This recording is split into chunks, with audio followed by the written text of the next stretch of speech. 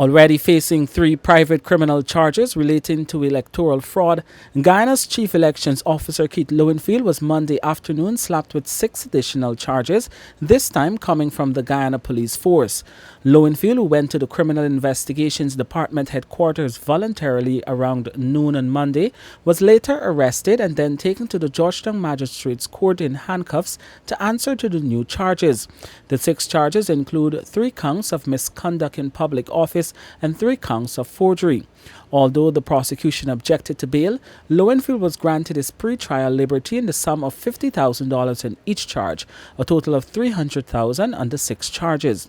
The matter will be called again at 9:45 on October 23, 2020 for disclosure of statements.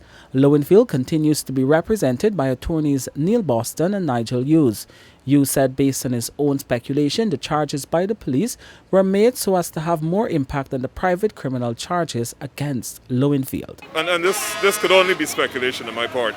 I think what has happened is that where you have private criminal charges, they perhaps lack the same impact as charges that have been recommended by the state, in this case the Director of Public Prosecutions. My personal view is that the intention is perhaps to have Mr. Lowenfield and the deputy removed from their substantive positions. And so by the filing of charges, there will be a basis upon which I assume the Elections Commission will consider, I'm assuming, an application for them to be either suspended from office or not acting. In relation to the private criminal charges already before Lowenfield, that trial is set to start on October 26.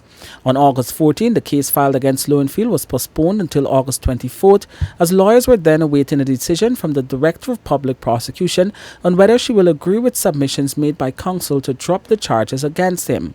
The charges against Lowenfield were filed on June 30 by People's Progressive Party member Desmond Morian and member of the New Movement Daniel Josh Kanai, relating to fraud, misconduct in office and breach of the public's trust by providing results of the March 2nd election which he knows to be false.